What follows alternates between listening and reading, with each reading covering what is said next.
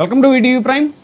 చంద్రబాబు నాయుడు గారు పదే పదే చెప్పే మాట ఇంటికో పారిశ్రామికవేత్తను తయారు చేస్తాను అని. ఇంకా ఎన్నికల ముందు అయితే 20 లక్షల ఉద్యోగాలకి తక్కువ కాకుండా మేము ఇస్తాము అని చెప్పారు. తాజాగా అసెంబ్లీలో కూడా ఆయన చాలా ఘంటాపథంగా చెప్పిన విషయం ఏంటంటే 20 లక్షల ఉద్యోగాలు తక్కువ కాకుండా ఇస్తాము ఈ 5 ఏళ్లలో అనేటువంటి. పార్లమెంట్లో నిరుద్యోగం ఏపీలోనే ఎక్కువ అని రాజ్యసభలో వెల్లడించినటువంటి కేంద్ర ప్రభుత్వం, అది డిసెంబర్ 15, 2025లో అప్పుడు ఈయనే ఉన్నారు మళ్ళీ ముఖ్యమంత్రిగా. జాతీయ స్థాయిలో ఉద్యోగం రేటు 5.2% అయితే ఏపీలో నిరుద్యోగం రేటు 8.2% అని. 5 ఏళ్లలో 20 లక్షల ఉద్యోగాలకు ఒక్కటి కూడా తగ్గదు. ఇప్పటి వరకు 6.28 లక్షల ఉద్యోగాలు ఆల్రెడీ ఇచ్చేసామని చెప్పేసి చంద్రబాబు నాయుడు గారు తాజాగా మళ్ళీ ఒక లెక్క చెప్తుంటే, సరే రాజ్యసభలో విషయం అది కేంద్ర ప్రభుత్వమే ప్రకటించిన నిరుద్యోగం రేటు ఎక్కువ ఉంది అని. ఇప్పుడు అసలు లెక్కలు ఏంటో చూద్దాం.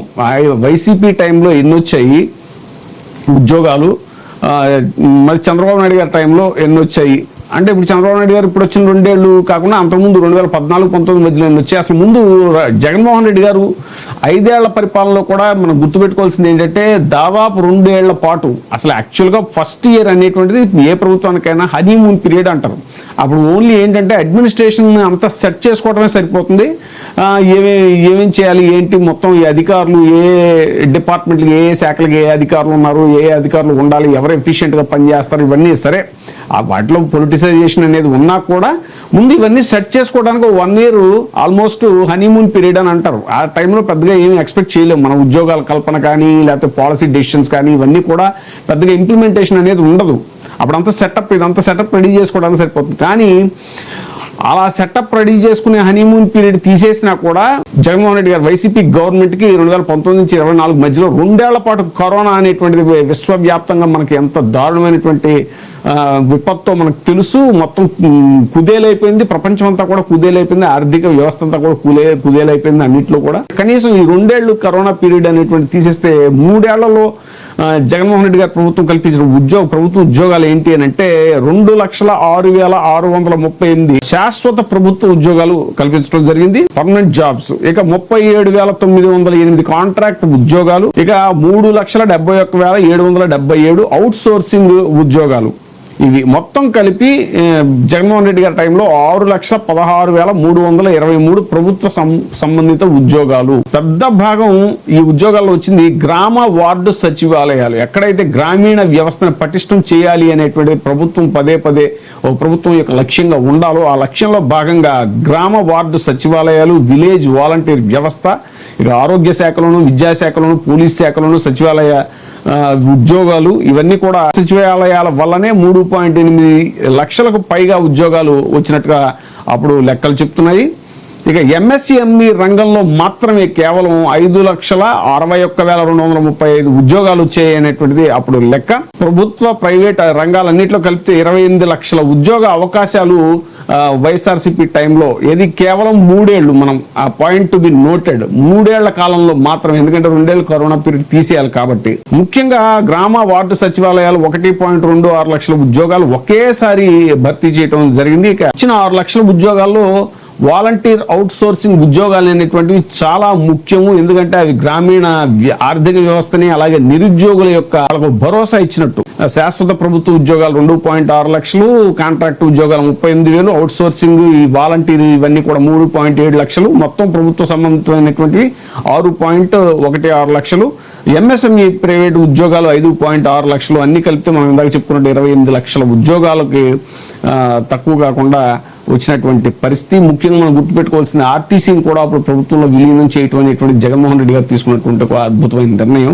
ఇక టీడీపీ హయాంలో మరి ఎన్ని వచ్చాయి 2014-19 మధ్యలో అనేటువంటిది ఒకసారి చూద్దాం మనం. టీడీపీ హయాంలో వచ్చినవి ఏంటి అని అంటే, ఏపీఎస్సీ మరియు ఇతర నియామకాలు అవన్నీ కూడా 40,000-50,000 మధ్యలో ప్రభుత్వ ఉద్యోగాలు వచ్చినట్టుగా తెలుస్తోంది.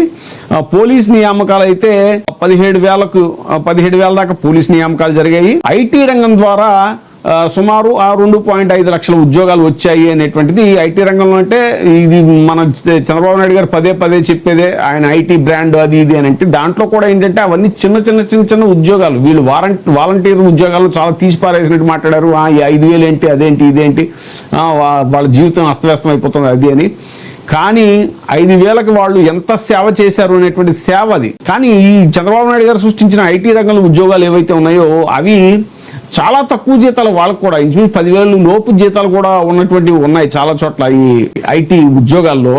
కానీ వాళ్ళది చాకిరీ, విపరీతమైన చాకిరీ చేశారు వాళ్ళు. కానీ వాలంటీర్ వ్యవస్థ అలా కాదు, వాళ్ళు సేవ చేశారు. చాకిరీకి సేవకి ఉన్నటువంటి తేడా తెలుసుకోవాల్సిన అవసరం ఉంది. ఇక కియా మోటార్స్ ఫ్యాక్టరీ ద్వారా 10,000 ప్రత్యక్ష ఉద్యోగాలు వచ్చాయన్నారు. మొత్తం టీడీపీ హయాంలో వచ్చినవి ఎంత అంటే 2 లక్షల చిల్లర, 2014 నుంచి 2019 మధ్యలో వచ్చినవి. కానీ మరి వైసీపీ హయాంలో వచ్చినవి ఎంత అని అంటే 28 లక్షలు ఉద్యోగాలు దగ్గర. సో ఈ తేడా చూడండి. మరి ఎవరు ఎక్కువ ఉద్యోగాలు సృష్టించారు అనేటువంటిది, ఇది కాక ఇంకా సంక్షేమ పథకాల ద్వారా కానీ లేదంటే గ్రామీణ ఆర్థిక వ్యవస్థను పరిపుష్టం చేయడం కానీ, ముఖ్యంగా రైతులకు రైతు భరోసా కేంద్రాలు పెట్టడం కానీ, ఇవన్నీ కూడా. సో ఆటో వాళ్ళకి ఇచ్చినవి కానీ, వాళ్ళకి ఇచ్చినటువంటి సాయం కానీ, ఇలా రకరకాలుగా చూసుకుంటే ఎవరికి ఎంత బెనిఫిట్ అనేటువంటిది మనం పెద్ద దీంట్లో డేటా దాకా కూడా వెళ్ళాల్సిన అవసరం లేదు. చాలా ఫింగర్ టిప్స్ మీద కూడా చెప్పగలిగినటువంటి ఇదనమాట. మరి ఇప్పుడైతే 20 లక్షల ఉద్యోగాలు కల్పించేస్తున్నాం, ఆల్రెడీ 2 లక్షల ఉద్యోగాలు కల్పించేశాం అని చెప్తున్నారు.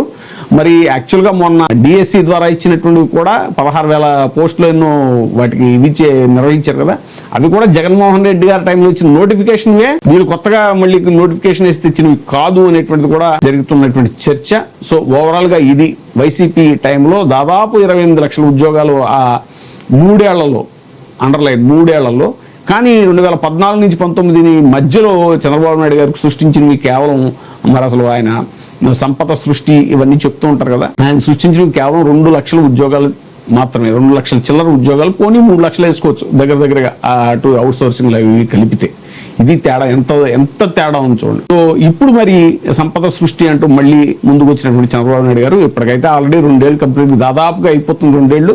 సో చూద్దాం, మరి ఇప్పటికైతే 2 లక్షల ఉద్యోగాలు సృష్టించాం అంటున్నారు కానీ ఇంకా దాని లెక్క ఇది అయితే ప్రాపర్గా ఇంకా డేటా దాని గురించి రాలేదు కాబట్టి మనం ఫర్దర్గా చర్చిద్దాం.